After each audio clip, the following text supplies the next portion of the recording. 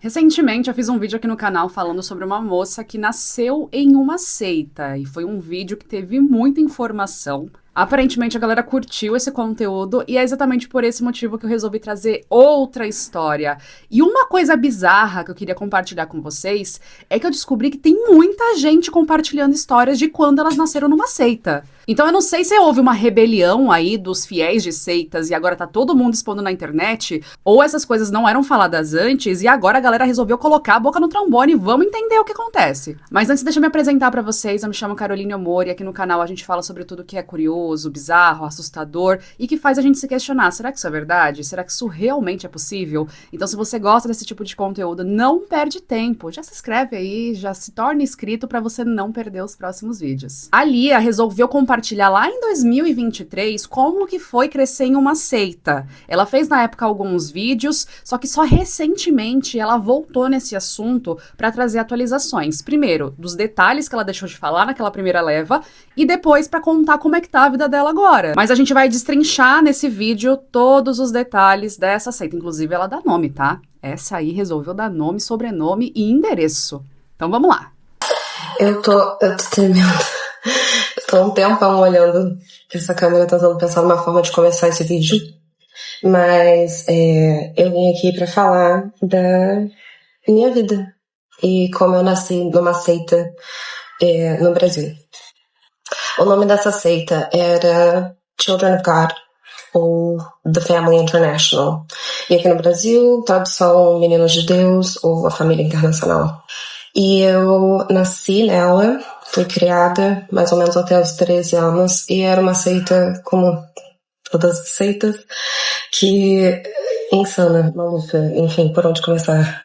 Eu tô tremendo, eu tô nervosa, porque eu não falei nada e já estou sendo silenciada, e é isso que acontece em seitas, né? É isso que acontece com manipulação religiosa, é isso que acontece com isolamento social, é isso que acontece com lavagem cerebral e é muito triste que tenha gente querendo que eu não fale nada por causa da loucura que foi, de fato. Essa seita foi fundada pelo David Brandberg nos Estados Unidos, então realmente foi parte do Jesus Movement e tudo que aconteceu aí, né? Era hippie, enfim, entre os jovens na igreja, e isso veio pro Brasil. Parece coisa de filme, né? Tipo, quem vive isso no Brasil? Isso é coisa de, porra, série no Netflix. E era uma seita que cultuava a pedofilia. E, obviamente, teve pessoas maravilhosas que eu conheci na minha vida e que eu amo muito. E teve situações horrorosas e pessoas merdas que vieram aí também. É muito triste saber que tem muita gente que sofreu e sofre com isso. Essa seita não acabou. Ela existe, tem pessoas pagando para ela existir. Os líderes não foram pegos. E além do racismo, homofobia, abuso infantil e todas essas loucuras, tráfico humano, assim, enfim, tem uma cultura insana e consequências dolorosas, sabe? Enfim, eu tenho isso muito entalado. Obviamente é difícil de falar, apesar de terapia, de estar resolvido, de ter um sistema de apoio incrível hoje em dia. Ainda é uma coisa delicada. Essa seita, The Children of God, Meninos de Deus, The Family International, Família Internacional, ela começou na Califórnia, em Huntington Beach, em 68. Fundador sendo o David Bradberg, né, que eu já tinha mencionado. Ele, inclusive, já tinha sido pastor antes. Ele começou esse grupo quando ele tinha 50 anos e ele já estava proibido de ser um pastor. Por quê? Porque tinha acusações de AS contra ele. Infelizmente, a partir daí foi tudo ladeira abaixo, né? Esse movimento, de fato, chegou mais ou menos em 78 aqui no Brasil. E eu nasci em 95 e vivi nisso até 2010. Para quem estava perguntando, eu estou bem, eu estou segura. Tá? Eu tenho um apoio muito bom, familiar, de amizades, eu tenho um sistema de suporte que está me ajudando por esse processo, porque realmente muitas pessoas ficaram irritadas, está espalhando isso, porque não é uma coisa conversada, não é uma coisa falada, até hoje é muito sigiloso. E assim, dentre muitas histórias que tem para contar e dentre todos o histórico da seita e a minha vivência dentro da seita, são muitos detalhes para conseguir colocar em um vídeo de 3 minutos, entendeu? Estou tentando responder as perguntas de vocês, mas é uma coisa de cada vez. Então, na pergunta, a seita acabou? A seita não acabou. Ela não acabou porque ainda sabemos de pessoas que estão dizimando, ou seja, dando dinheiro para esse grupo. Os sites, as ONGs, as produtoras, tudo estão ativos com copyrights atualizados. Então, eles estão ativos. Isso existe, isso está acontecendo. Eu só não sei de exatamente cada nicho porque eu não estou vivendo em um dos nichos desde 2010. O grande porquê de ter acabado realmente o formato que estava desencadeou quando, em 2006, o filho do líder cometeu suicídio e assassinou a sua babá, que o abusava. E tem um livro todo sobre isso, expondo esse abuso e como abusar e como fazer isso. Porque começou com as crenças de iniciação sexual infantil, de prostituição por Jesus, para você ganhar pessoas pela sedução para o grupo. Começou com essa libertação sexual, entendeu? Então, teve muita coisa nos anos iniciais, a partir de 68 até 74, 75, que deu muitos problemas e as pessoas começaram a falar. Então, isso, inclusive, já foi falado em outro momento. Eu só estou começando a falar aqui no Brasil. Eu ia continuar gravando onde eu tava, mas tá cheio de mosquitos. Algumas práticas que eles tinham na seita antigamente incluíam o flirty fishing, que era essa prostituição por Jesus, onde as mulheres iam seduzir principalmente pessoas ricas, né, que poderiam ajudar a sustentar o grupo. Tinha toda essa ideia da iniciação sexual infantil, que está nesse livro, que depois eu vou botar aqui. E tinha a ideia de cada um tem que compartilhar, ou seja, transar com todo mundo. Era uma forma de mostrar o amor de Deus, entendeu? E essa interligação entre o sexo ser o amor de Deus e o amor de Deus precisa ser compartilhado fez muita coisa fodida acontecer. E por isso que ele é muito conhecido como uma seita do sexo, entendeu?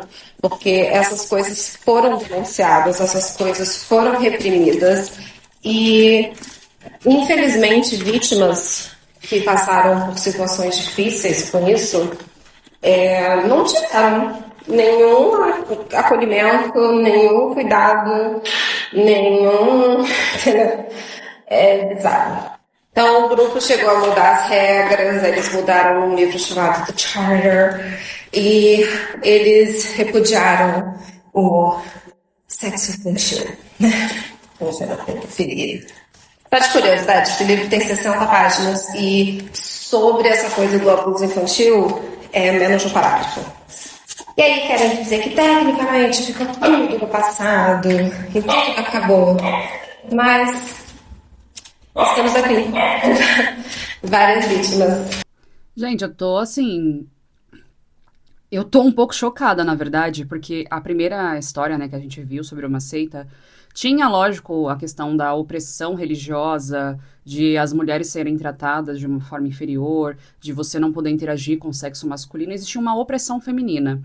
Aqui, eu tô vendo que eles levaram para um outro nível, onde, como ela disse, existia um incentivo. Eles incentivavam, vou falar aqui em palavras bonitinhas, né, para que o YouTube não derrube o vídeo, mas a fornicação. Então, era incentivado isso. O problema não é você incentivar pessoas adultas que têm controle da própria vida a fazer o que quiser. E, lógico, existe uma lavagem cerebral, existe todo um sistema que faz você não sentir que você possui escolha, a não ser seguir aquilo que está sendo mandado, mas ainda assim são adultos. Agora, quando envolve crianças, incentivar a iniciação sexual infantil, isso é uma das coisas mais monstruosas que eu já ouvi alguém relatar. Não existe isso. O lugar que você deveria ser acolhido, o lugar que você teria de conexão, de criar valores, é o lugar que você está sendo abusado, é o lugar que você está perdendo a infância, que você está sendo introduzindo para um ambiente, para atividades que não pertencem à sua faixa de idade. Você não deveria ter acesso. Isso para mim é o mais bizarro. O que eu quero entender aqui é até onde ela foi envolvida nisso, se ela passou por essas situações, se não passou. Como ela disse, a seita ainda não acabou. Então, a gente tem que entender aqui qual que é o reflexo que isso fez na vida dessa moça. Tipo, é bizarro, muito doido. A gente romantiza bastante essa questão de seita, tipo, seita é só ir pro mato de madrugada, se vestir de forma esquisita e acender uma fogueira. Não, isso aqui tá destruindo vida de pessoas reais. Então não é só uma brincadeirinha, não é só algo curioso, não é só algo assombroso. É algo, assim, criminoso. A gente tá falando de crime. Isso aqui é criminoso. Isso aqui já não é mais pregação de religião, é discordâncias de religiões. Isso aqui é crime. E eu espero que ninguém esteja vendo esse vídeo discorde ou tenha uma opinião diferente sobre isso. Mas vamos dar sequência. Oiê! Não sabia como voltar aqui, então voltei tomando um café pra ficar confortável. Esse tipo de comentário. Eu verdadeiramente fico muito feliz que essa é a sua experiência. Mas ela não foi a minha experiência, entende? Eu não amo de paixão, eu não acho a melhor época da minha vida, eu acho que foi algo que foi o fundamento da minha vida, que complicou muitas coisas da minha vida.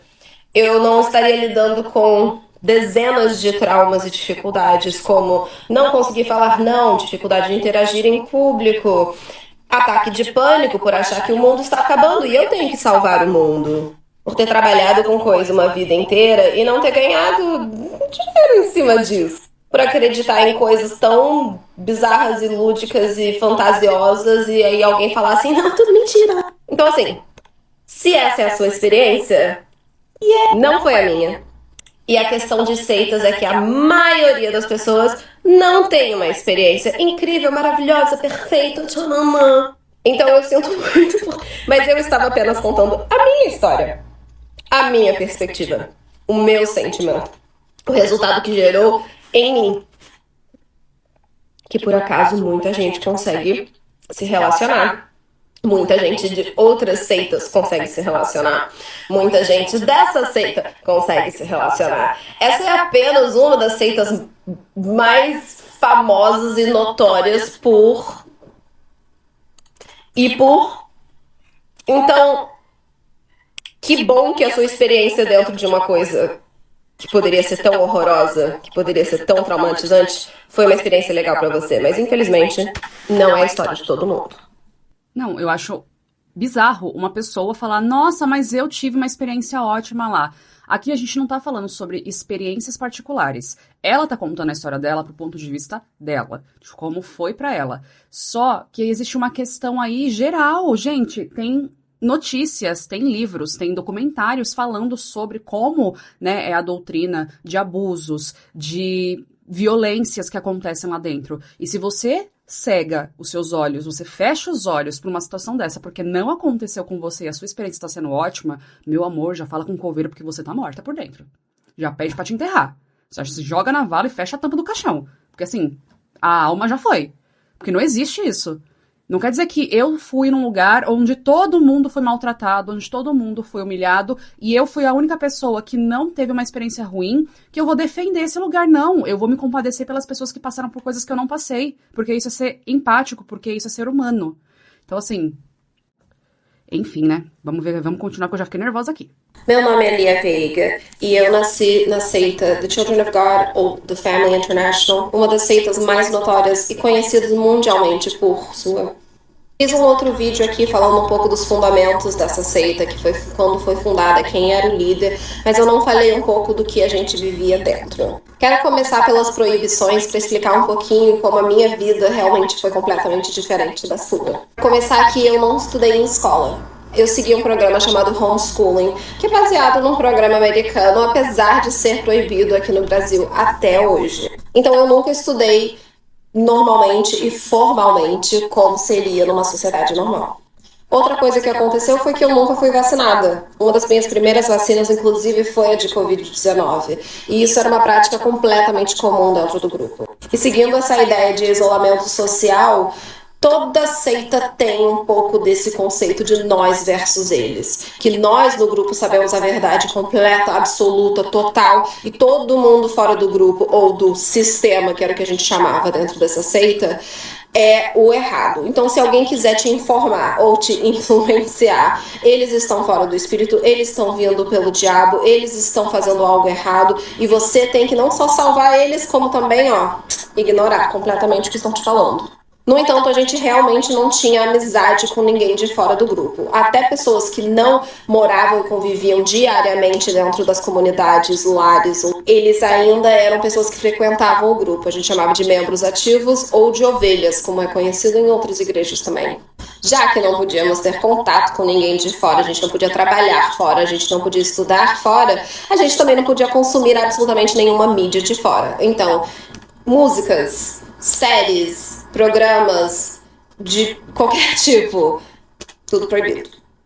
Meu nome é Lia Veiga. Então, eu sei que isso ficou confuso, mas eu não saí. Vou te explicar. E pra quem não me conhece, meu nome é Lia Veiga. Eu nasci na seita do Children of God, ou The Family International, uma seita mundialmente conhecida por... Quando eu digo que eu não saí, é que eu não tive escolha de sair. Isso não foi uma coisa consciente, isso não foi uma coisa muito explicada, né?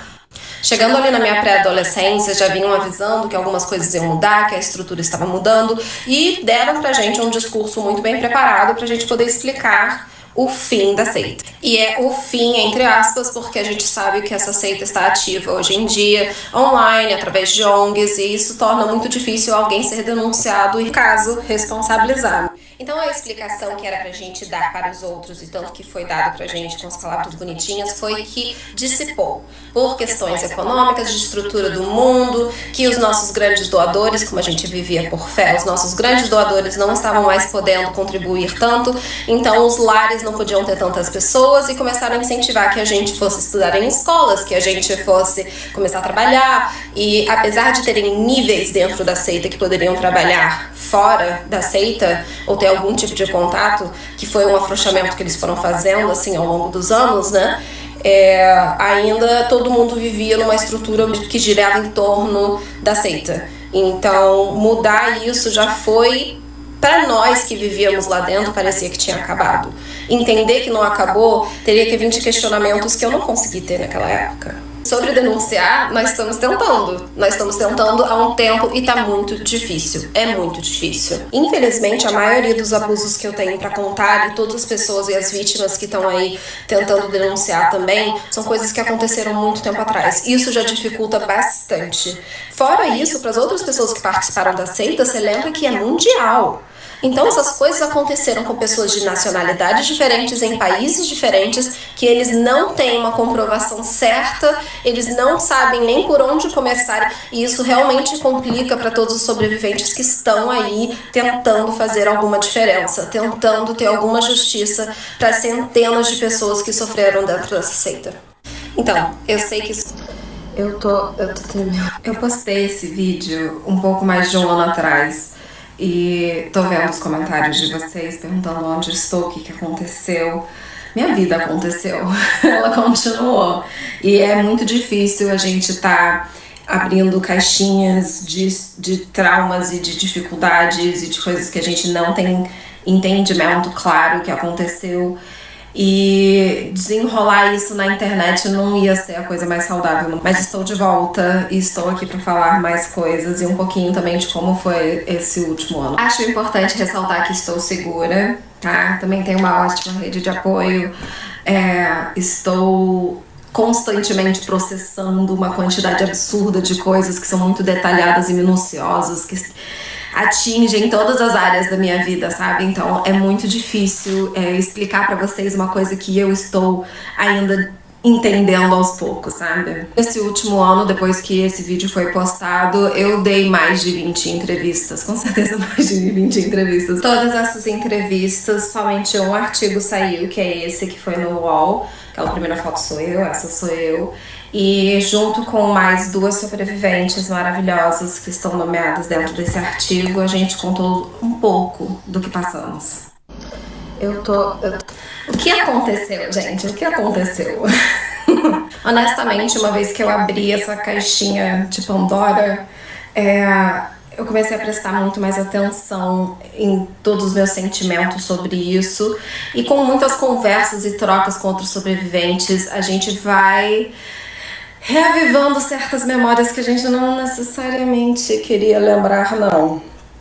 Mas é bom pra gente conseguir ter clareza de quem somos, de onde viemos. Talvez isso não importa pra você, mas assim, pra mim importa. Toda vez que eu vinha a público falar sobre isso, ou quando eu dava uma entrevista, que eu entrava durante 1h30, 2 horas a fundo nas situações e em detalhe, com perguntas difíceis que, né, cansa a mente. Toda vez que isso acontecia, isso causava a minha depressão a ficar muito aguçada. E eu ficava dias de cama e só chorava e pouco conseguia fazer coisas funcionais como tomar banho, escovar os dentes e comer. E mesmo tendo um parceiro do meu lado o tempo todo e que entendia muito bem a situação, o máximo que eu conseguia fazer era cumprir com as minhas demandas de trabalho. E só. E isso ao longo desse ano foi se tornando muito cansativo, foi muito difícil eu estar expondo e conversando sobre as coisas e também não ter uma solução. Honestamente, me senti muito inapta nesse último ano, porque eu ouvia mais e mais histórias de sobreviventes e eu analisava mais os meus sentimentos e eu estava processando mais essas situações, inclusive em terapia com uma especialista em seita, e era muita sobrecarga de emoções complicadas e eu tendo que viver a vida normal, né? A gente vê na internet as 4 pessoas que me abusaram, inclusive dentro da seita, vivendo vidas completamente normais, estão vivendo vidas completamente normais. E, né, casando e tendo filhos e...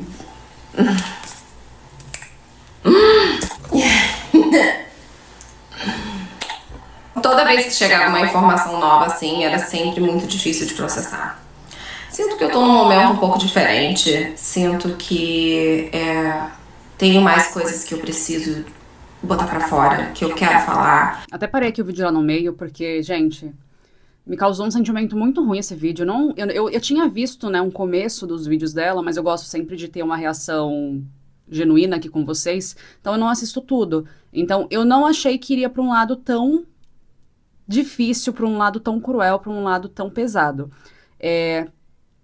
Tem muitas dúvidas que eu tenho, que eu gostaria que ela tivesse falado, mas isso como uma pessoa que está fazendo conteúdo sobre isso. Eu entendo que para ela lembrar, para ela mencionar, para ela fazer, né, um conteúdo sobre isso, ela tem que reativar centenas de traumas, milhares de coisas que talvez ela nem sabia que ainda afetavam ela. Então, eu entendi que ela tentou fazer da forma que ela se preservasse, dando as informações para tentar alertar outras pessoas, mas sem se colocar tanto em evidência. Gostaria muito de saber como que foi essa saída, como que foi a relação dela com os pais, né, porque como ela disse que cresceu na seita, provavelmente isso é um legado dos pais dela, como que tá a relação deles, né, hoje em dia, como que tá a vida dela posteriormente, quando ela veio pro mundo real, né, quando ela começou a ser inserida na sociedade, qual que foi o choque que isso causou. Mas eu acredito que seja compreensível do porquê que ela decidiu se preservar e não, né, expor essa parte tão íntima, até porque, como ela disse, ela ainda tá fazendo terapia e ainda tá resolvendo isso. Inclusive, eu amei saber que existe uma psicóloga que é especialista em seita. Nunca ouvi falar disso na minha vida. Então, sabemos aqui que existe, inclusive, essa história é tão complexa e existe tantos casos que tem psicólogos que se especializaram em seita. Eu amei. Mas e você, gostou dessa história? Já conhecia, né, essa seita? Conta pra mim aqui nos comentários e a gente se vê no próximo vídeo. Beijo!